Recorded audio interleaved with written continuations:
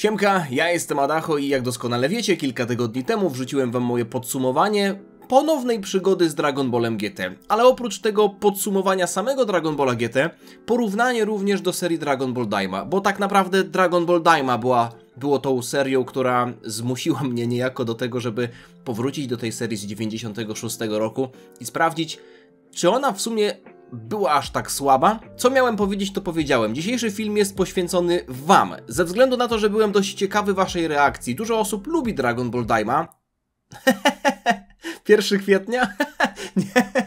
Nie, jesteśmy przy końcówce września, ale mimo wszystko to był żarcik. Większość osób raczej nie lubi Dragon Ball Daima, umówmy się, ale patrząc na komentarze przez wiele ostatnich lat na moim kanale, jestem w stanie powiedzieć to samo o Dragon Ballu GT. Super i GT to były te serie, które powiedzmy konkurowały o miano najgorszej serii, bo większość osób raczej Dragon Balla klasycznego i Dragon Balla Z stawiało na górze. No i Dragon Ball Daima walczy o ten tytuł najgorszej serii. Nie mówię tutaj o serii promocyjnej Dragon Ball Heroes, no bo to jest zupełnie inna sprawa, ale dzisiaj chciałbym przeczytać kilka waszych komentarzy spod tamtego filmu, zobaczyć co wy na ten temat powiedzieliście i definitywnie myślę, że skończyć wątek tej mojej ponownej przygody z serią Dragon Ball GT i tego porównania GT do Dragon Ball Daima. I dzisiaj zacznę od komentarza, który jest dość interesujący, zresztą sami posłuchajcie. Termos, dziękuję.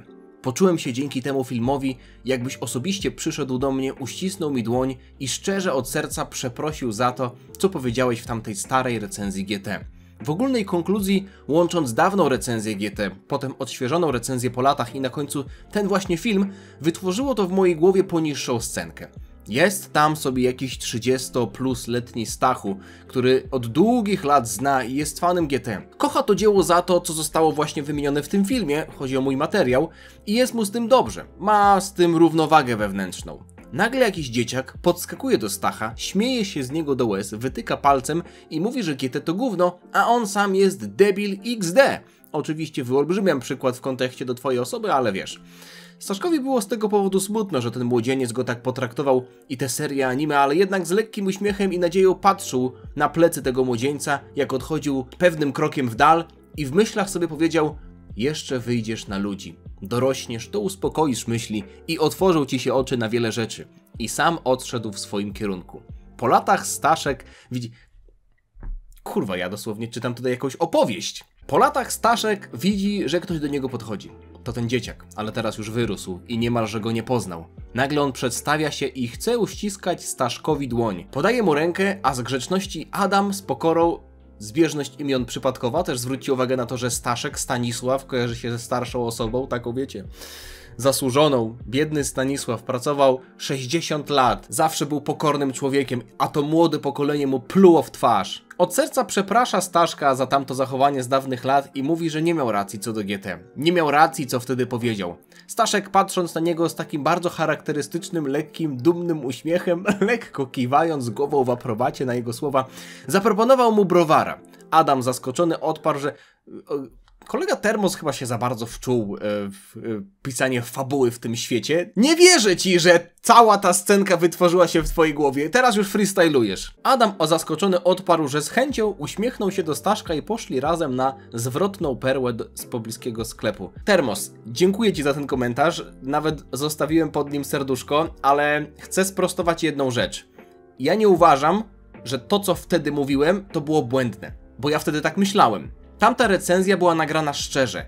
To, co uważam na temat tamtej recenzji, to to, że została zrobiona miejscami powierzchownie i że przekazałem tam za dużą część emocji. Nie podszedłem do tematu aż tak bardzo rzetelnie, merytorycznie i na spokojnie, jakbym sobie życzył, ale to nie zmienia faktu, że błędy, które wtedy wytykałem Dragon Ballowi GT, mimo tego, że bardzo krytycznie podchodzę do swoich materiałów z tamtego czasu, przede wszystkim też do tej recenzji, to były błędy, które równie mocno mógłbym wytknąć dzisiaj. Oczywiście nie wszystkie, bo niektóre rzeczy podobały mi się bardziej, ale dziury fabularne pokroju Trunksa czującego kij androidów to jest coś, co wytknąłem wtedy i wytknąłem teraz. Albo żywioły smoków, które nawiązywały do danych, powiedzmy, sił natury, ogień, burza, woda, wiatr, a potem przychodzi syn Shenron i on nie nawiązuje do niczego i nie wiadomo dlaczego jest najsilniejszy. To jest rzecz, na którą zwróciłem uwagę wtedy i teraz, więc okej.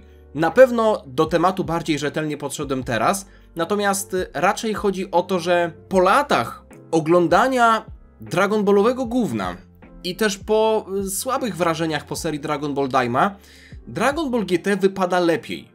I być może to jest kwestia nastawienia, być może to jest kwestia tego, co się obejrzało tuż przed Dragon Ballem GT. Bo wtedy oglądałem Dragon Balla GT z takim nastawieniem, że jest to seria, która za pierwszym razem mi się nie podobała, więc trochę miałem już z tyłu głowy takie podejście, że będę raczej tę serię jechał. W tym przypadku podszedłem do tego od zera totalnie. Po prostu zacząłem oglądać tę serię z czystą kartką, przynajmniej spróbowałem, bo wiedziałem, co się w większości dzieje, ale też pomogło to, że ja dużo rzeczy pozapominałem. W sensie już tyle tych rzeczy naoglądałem się, że z Dragon Balla GT pamiętałem głównie sceny i zarys fabuły, ale jakichś takich drobnych odcinków pomiędzy jakimiś, nie wiem, 5. odcinek czy 6. odcinek, gdzie oni są na jakiejś pustyni, ja tego nie pamiętałem i podchodziłem do tego z czystą kartą i mając w głowie wydarzenia z Dragon Ball Daima, gdzie te podróże, chociażby 13. odcinek i Megashi po tych planetach, to było wszystko płytkie.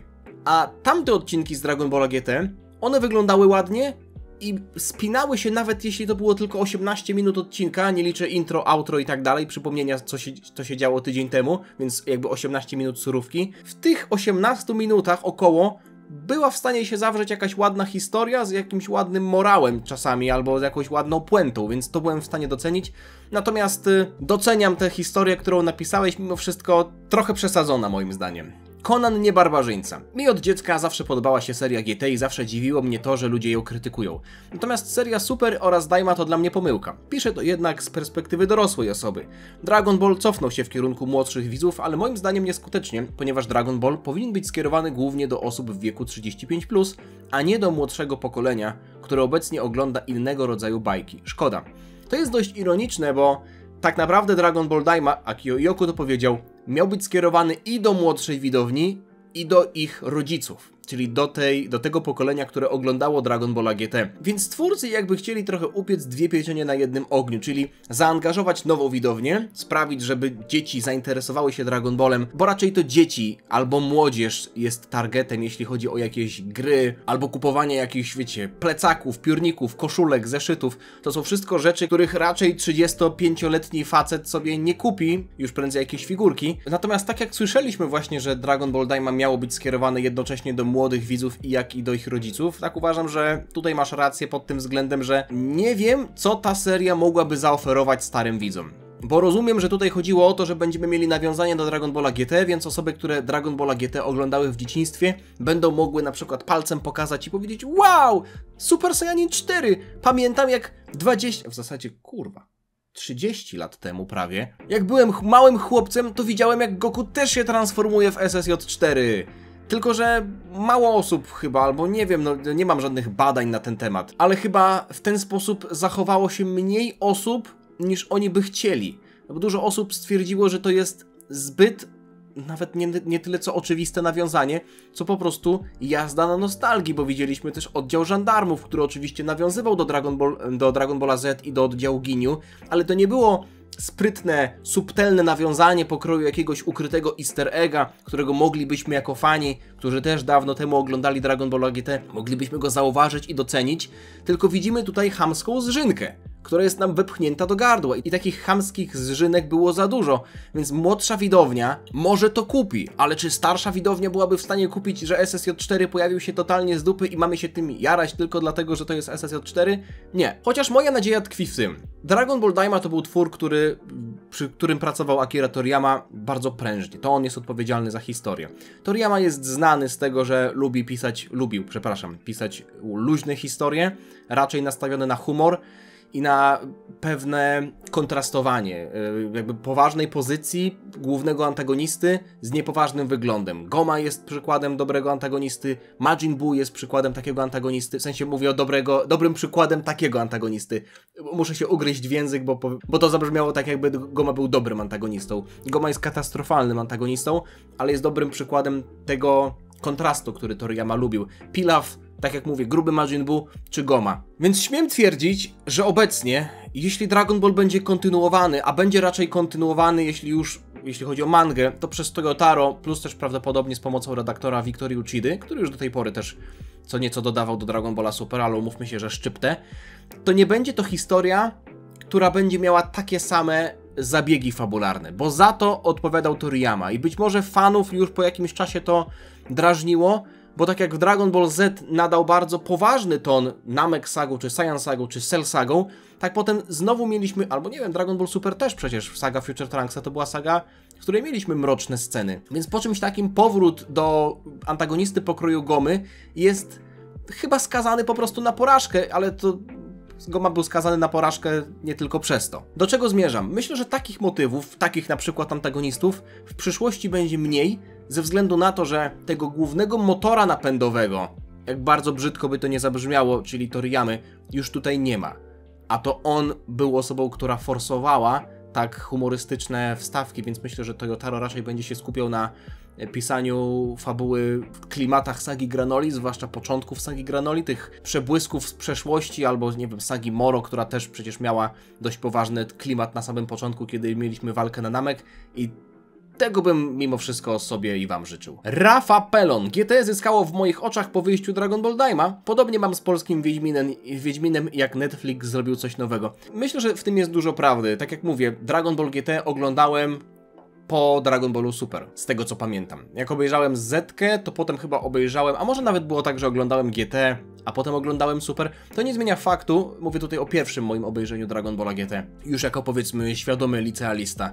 To nie zmienia faktu, że Dragon Ball GT z tych serii, czyli Dragon Ball klasyczny, Z, Super, no i GT podobało mi się najmniej. To może być kwestia tego, że jak obejrzałem na początku serie, które podobały mi się bardziej, chyba nawet było tak, że Zetkę oglądałem, GT, a potem wychodziło Super na bieżąco, więc oglądałem Super. Prawdopodobnie tak było. Więc tym bardziej, jak obejrzałem na początku Zetkę, która mi się bardzo podobała, a potem GT, które mi się mniej podobało, no to GT na tle Zetki wyglądało gorzej. Teraz mamy sytuację, że oglądałem GT na tle Dragon Ball Daima. I tutaj to porównanie wygląda już znacznie lepiej na korzyść GT, więc myślę, że to zjawisko jest prawdziwe. Szeryf, jakie świetne pomysły miało Daima? Jeden świetny pomysł, świat demonów, nic więcej. Tutaj się absolutnie nie zgodzę. Oczywiście jestem za tym, żeby wytykać błędy i chwalić dobre rzeczy, więc uważam, że jeśli chodzi o same pomysły na kartce papieru, to Dragon Ball Daima miało ich więcej niż świat demonów, chociażby fakt, że osoby ze szpiczastymi uszami pochodzą ze świata demonów, więc mamy tknięty lore Nameczan, chociażby też postaci pokroju Pana Popo, Glindów, w ogóle to drzewo Glindów i tak dalej. Tknięcie tamtej historii to jest coś niesamowitego. Albo w ogóle historia z 10 odcinka, czyli Raimus. To, że wszechświaty powstały dzięki Raimusowi i tak dalej, bla bla bla. To było świetne. Gdyby to zostało rozwinięte, to uważam, że naprawdę byłoby dobrze. No, pod warunkiem, że Dragon Ball Daima jakkolwiek łączyłoby się z Dragon Ballem Super, bo wtedy moglibyśmy jako pewnik uznać to, że tak, to jest oficjalna historia. Teraz w sumie do końca nie wiadomo, co z tego mamy wziąć, a czego mamy nie brać, no bo Daima i Super się po prostu nie łączy. ORZ 9.1. GT większe niż Daima. Adaś we wszystkim innym, Adaś w tej koszuli. To jest koszula, którą mam jeszcze z czasów gimnazjum i proszę mnie jej nie obrażać. Jak starszy leśny dziadek w niej wyglądasz. Przez chwilę musiałem się zastanowić, czy dalej mamy 2025, czy nagle przeskoczyliśmy do 2035. Chcę tylko powiedzieć jedną rzecz. Nawet sztuczna inteligencja, która tutaj proponuje mi odpowiedzi do waszych komentarzy, opowiedziała się po mojej stronie. No co ty? Według mnie w tej koszuli wyglądam jak młody Bóg. Chyba tylko ja i sztuczna inteligencja jesteśmy tego zdania, bo pamiętam, że jak raz poszedłem na studiach na imprezę w tej koszuli, to mój kolega się ze mnie śmiał, że wyglądam jak na balu gimnazjalnym. Ale wtedy nadrabiałem fryzurą i w ogóle byłem młody, piękny. Ale spokojnie. Nikogo nie wyrwałem, chyba właśnie przez tę koszulę. Ja się jej nie wstydzę. Daniels782. GT ostatni raz oglądałem jakieś 3 lata temu i pamiętam, że strasznie się przy tej serii męczyłem. Daima oglądało się miło, bo to jednak nowa historia, której wcześniej człowiek nie znał. Ale Daima okazało się takim rozczarowaniem, że gdybym miał teraz wybierać serię do obejrzenia, to chyba zdecydowałbym się na GT.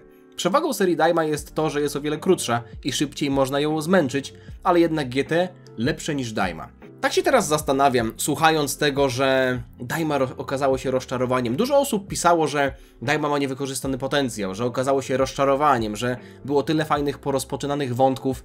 I teraz, tak jak mówię, zastanawiam się nad tym, czy ja trochę nie jestem za to winny. W sensie, jakby nie mówię, że ja tutaj, wiecie, narzucam jakąś wielką narrację. W sensie, każdy z was ma swoje zdanie i moje zdanie jest totalnie jakby nieważne, ale być może przez to, jak oglądacie albo oglądaliście na bieżąco moje filmy tyczące niełączące się Dragon Ball Daima zapowiedzi i tak dalej, i być może też pierwszych odcinków, to ja wtedy tam pozytywnie wypowiadałem się na temat tej serii. Więc być może też podświadomie budowałem jakieś oczekiwania. Swoje na pewno budowałem i przez to trochę jestem zawiedziony, albo nawet bardzo. Chodzi mi tylko o to, czy to nie jest troszeczkę moja wina, jakby odzywa się we mnie taki wyrzut sumienia, że być może ja powinienem też trochę temperować swoje podejście, swoje oczekiwania wobec tej serii, bo może zaraziłem was trochę tym, że ta seria będzie po prostu dobra, zanim ona się zaczęła. Chociaż w gruncie rzeczy, jeśli spojrzymy chociażby na ten 10. odcinek, czy na, nie wiem, 4. bodajże odcinek, czyli ten odcinek, w którym zobaczyliśmy robaczki fuzyjne,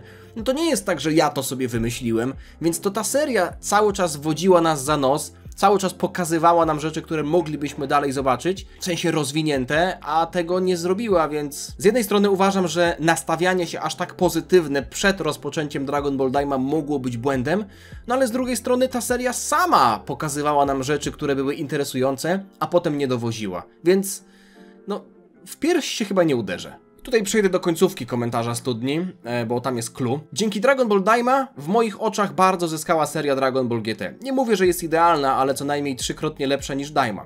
Fajnie było Daima obejrzeć, ale można już o niej zapomnieć, gdyż nie ma żadnego powiązania z Dragon Ballem Z oraz Dragon Ballem Super.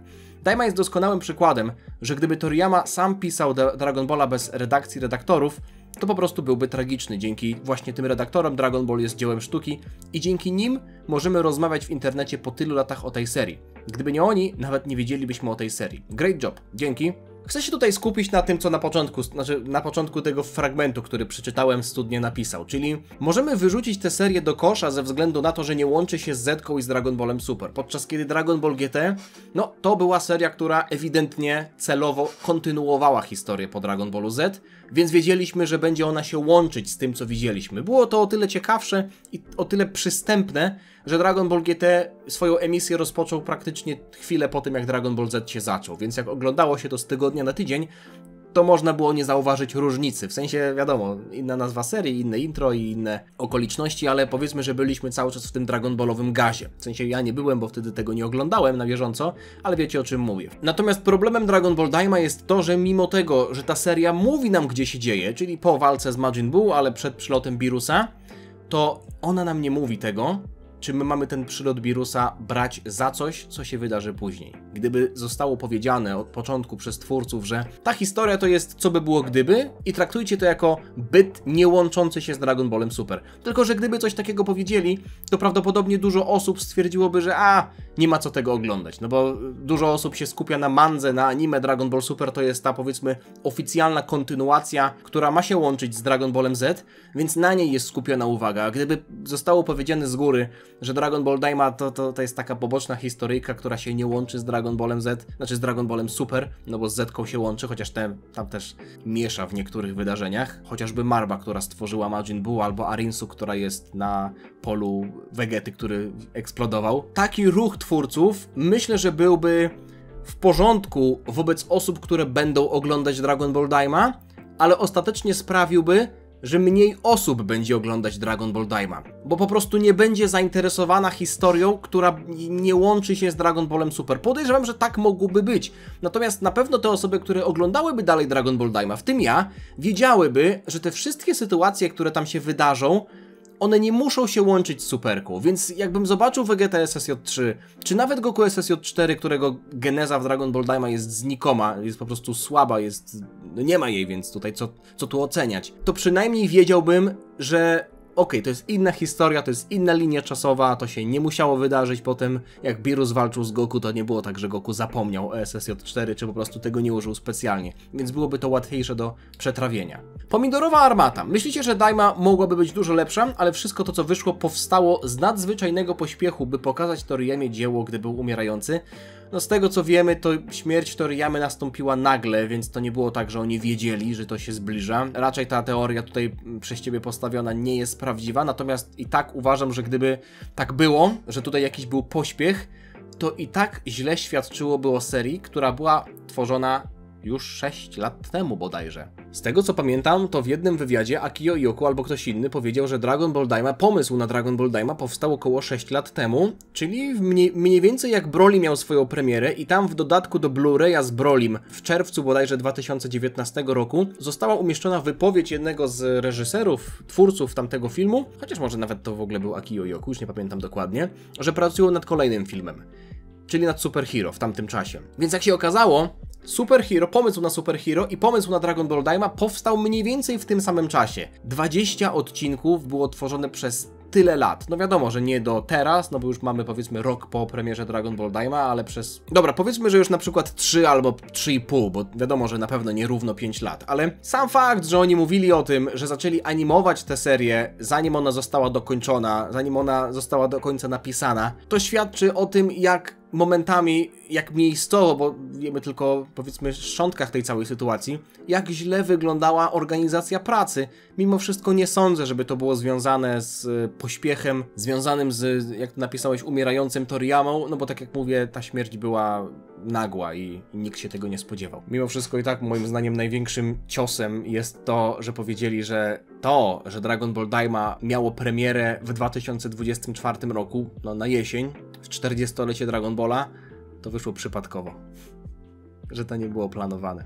Czyli jak się okazuje, tak naprawdę na 40-lecie za dużo nie dostaliśmy takich specjalnie przygotowanych rzeczy. Adam Pep. Uważam, że porównanie powinno dotyczyć Daimy i dwóch pierwszych sag.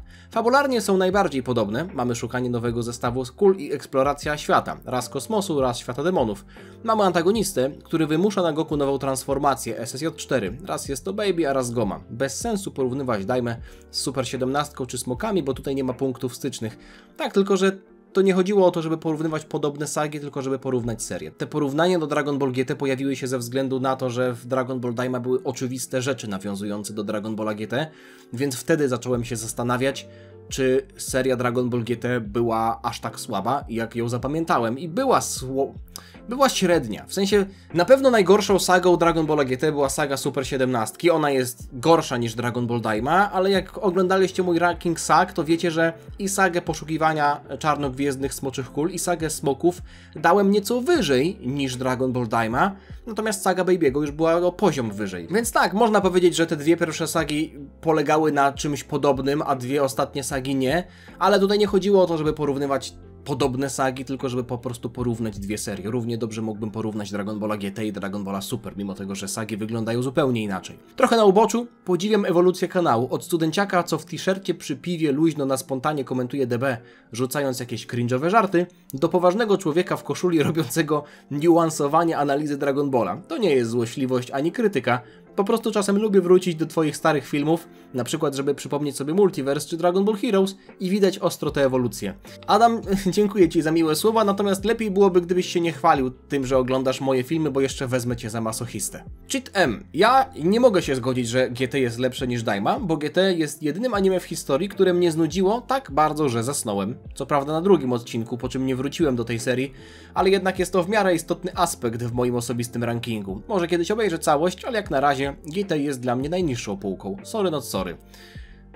Doskonale wiecie, co chcę powiedzieć, jak można ocenić całą serię zasypiając na drugim odcinku. Są też osoby, i były osoby w komentarzach, które pisały, że darowały sobie Dragon Ball Daima po trzecim odcinku, więc też uważam, że nie są do końca upoważnione do tego, żeby wypowiadać się na temat całej serii, ale mimo wszystko, tak jak uważam, że każdy ma prawo mieć swój osobisty ranking i ja tutaj nikogo do niczego nie zmuszam, tak zachęcam do tego, żeby wyrobić sobie zdanie na bazie całej serii, a nie na bazie, no tak naprawdę jednego odcinka, skoro na drugim zasnąłeś. I to tyczy się wszystkiego. John Druss. Dla mnie GT lepsze niż Daima. Co nie znaczy, że jestem fanem GT, bo wiele tam rzeczy mnie frustrowało, ale jednak doceniam, że ta seria próbowała zrobić coś innego, coś nowego. Daima wzorowała się na GT, ale nie uniknęli popełniania tych samych błędów, a wręcz zrobili ich więcej. Chłopaki z frontu wyzwolenia Dragon Balla w swoim filmie o poziomach mocy słusznie zauważyli, że ta złota formuła Toriyamy sprawia, że coraz trudniej znaleźć przeciwnika dla naszych bohaterów. GT miało z tym problem, na przykład w postaci Rildo, ale koniec końców jakoś im się udało wybrnąć, Baby przyjmujący ciało Vegety. Daima musiała się mocno namęczyć, żeby pokazać nam, że Królestwo Demonów jest warte eksploracji, mimo że Dabura był na poziomie Cella, a był tam królem. Trzecie oko nie było źle pomyślanym rozwiązaniem, ale danie go Gomie i pomysł na to, że to on był antagonistą, to chyba najgorsza decyzja tej serii. Do tego naprawdę liczyłem, że zobaczymy coś nowego i naprawdę się załamałem, jak zamiast nowej fuzji, na którą liczyłem, dostaliśmy w jednym odcinku SSJ4 i Czerwonego Porungę. Teraz z perspektywy czasu uważam, że Czerwony Porunga to jest jeszcze większe rozczarowanie niż wtedy, ze względu na to, że tak jak wtedy można było wyczuć lenistwo, ale można było dopisać do tego jakieś wytłumaczenie, że wiecie, skoro tamte smoczekule są oryginalne, a Porunga jest w naszym świecie tak jakby kopią tego oryginalnego Porungi, no to wiadomo, że tamten też będzie wyglądał jak Porunga. No, dzisiaj tak nie myślę. Bo w gruncie rzeczy to by oznaczało, że każdy smok może wyglądać tak samo, musi wyglądać tak samo, no bo skoro Nameczanin w Królestwie Demonów stworzył Czerwonego Porungę, Nameczanin na planecie Namek jakby w świecie śmiertelników stworzył Zielonego Porungę, to dlaczego Nameczanin na Ziemi stworzył Shenlonga? A dlaczego Nameczanin na planecie Sirial stworzył Toronbo? A skąd się w ogóle wziął jeszcze Super Shenlong, który zupełnie inaczej wygląda? Także tak, Czerwony Porunga też dla mnie to jest dramat. Natomiast to, co tutaj wspomniałeś o tym, że nasi bohaterowie zostali osłabieni, trafiliśmy do Królestwa Demonów, które mogło być wymówką do tego, że pojawi się silny bohater. Chociaż tak jak słusznie zauważyłeś, Dabura był na poziomie Cella, no a poziom Cella po Majin Buu Sadze nie jest niczym szczególnym, bo nawet Vegeta i Goku w Sadze Buu mówili, że Daburę bez problemu by pokonali. Dlatego uważam, że Tamagami byli całkiem okej pomysłem, bo było powiedziane, że Dabura ich nie pokonał, nikt ich nigdy nie pokonał, więc automatycznie mamy już kogoś, kto nie musi być na poziomie Dabury, może być znacznie wyżej, no i w połączeniu z tym, że nasi bohaterowie są słabsi, to może obfitować wyrównane walki. I jak widzieliśmy w przypadku walki Goku i Tamagamiego numer 3, było tak, dopóki Goku nie włączył SSJ2. I do tego mieliśmy jeszcze trzecie oko. Więc tych rzeczy, tych okoliczności, które sprawiają, że mamy możliwość zobaczenia ciężkiej walki, jest sporo. Czyli nasi bohaterowie są osłabieni, mamy bohaterów, którzy mogą być silniejsi niż Dabura, więc ten sufit Królestwa Demonów jest podniesiony, plus mamy trzecie oko, które jeszcze większą moc daje. I w tych okolicznościach nadal udało im się to spierdolić. No, po prostu, nie ukrywajmy, Goma to spierdolił, więc gdyby nie to, to tak naprawdę główny problem by się rozwiązał. Kanionek. I potrzeba było aż tyle lat na takie refleksje? Nie szło dostrzec tego za pierwszym razem? Widzisz, Kanionek, nie szło. Dojrzałem do tej decyzji, tak jak mówię wielokrotnie, tylko krowa nie zmienia zdania i być może Dragon Ball Daima było potrzebne, żebym zaczął doceniać bardziej Dragon Ball GT, a może to jest kwestia tego, że z wiekiem już zobaczyłem tyle różnych rzeczy, albo po prostu zacząłem doceniać inne aspekty anime. Albo nauczyłem się być może cieszyć pomimo. O, tak bym powiedział. Także potrzeba było tyle lat na refleksję. Prawdopodobnie w tamtym wieku, jak miałem 23 lata, to prawdopodobnie nie byłem w stanie znaleźć w sobie takich emocji. Także przepraszam, że tyle musiałeś czekać. Godło 24. GT było lepsze niż Daima i Super razem wzięte. A i uwaga, Daima nawet lepsze od Super. Przez Dragon Ball Super zbrzydł mi Dragon Ball. Tutaj się fundamentalnie nie zgodzę. Mówię oczywiście o całym Dragon Ball Super jako też anime i mandze.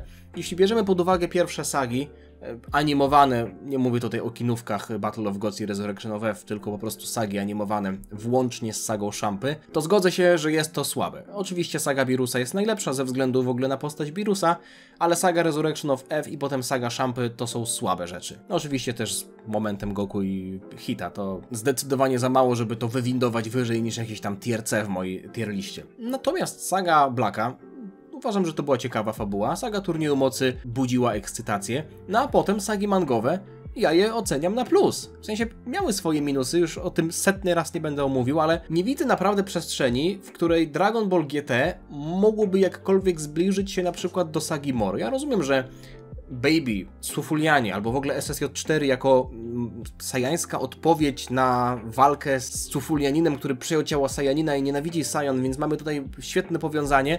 Doceniam to, jak najbardziej to doceniam, ale saga Moro, przemiana Vegety, trening Vegety na planecie Yardrat, w ogóle historia z Merusem, to jest coś, co moim skromnym zdaniem jest lepsze niż Dragon Ball GT, więc nie zgodzę się z tym, że chyba, że mówimy tutaj o samej serii animowanej, no to powiedziałbym, że Dragon Ball GT mógł mieć ogólnie nieco wyższy poziom, albo te najgorsze sagi z Dragon Ball, chociaż nie, no najgorsze sagi z anime Dragon Ball Super i anime Dragon Ball GT są na podobnym poziomie. Saga Super 17 i Resurrection of F są dla mnie obie bardzo, bardzo słabe, ale jakbym miał wybrać gorszą, no to raczej Resurrection of F, więc pod tym względem się zgodzę, że anime Dragon Ball Super mogło mieć tę podłogę znacznie niżej, ale sufit też miało wyżej, więc ten rozstrzał był większy.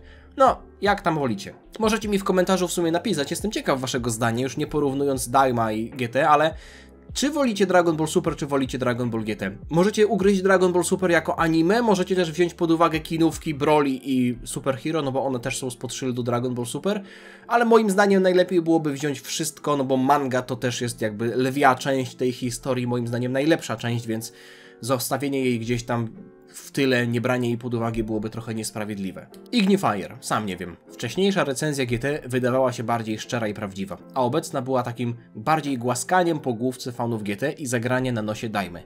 Dalej uważam, że GT jest gorszą serią, bo próbowała być drugą Zetką, jej nieślubnym dzieckiem, zamiast być serią z własną tożsamością. Paleta kolorów i wygląd to coś, czego dalej nie lubię w GT. Dwa ostatnie arki były słabe, nie mówiąc już o pierwszym. A SSJ4 to dla mnie miałka transformacja nie wnosząca nic. Tutaj Daima dała SSJ4 takiego, jakim powinien być. Oczywiście Daima...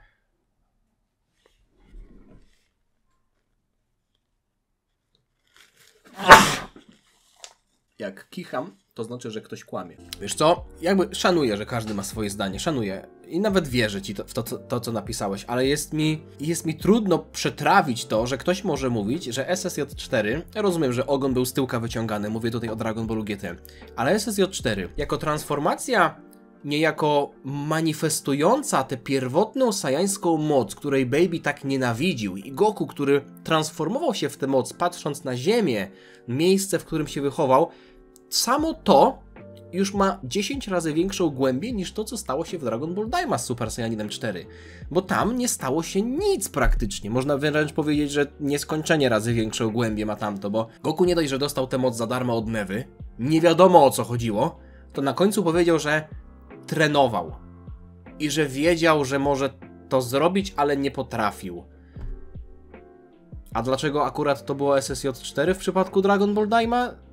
Też nie wiadomo. Okej, wróćmy do mojego poprzedniego pytania. Napiszcie mi w komentarzu, czy wolicie Dragon Balla GT, czy wolicie Dragon Balla Super, być może też po latach spojrzeliście inaczej na tę serię. Póki co, dzięki wam za oglądanie, taki luźny film z odpowiedzią na wasze komentarze tyczące się tego mojego porównania. Zostawcie lajka, jeśli wam się podobało, zostawcie suba, żeby niczego nie przegapić.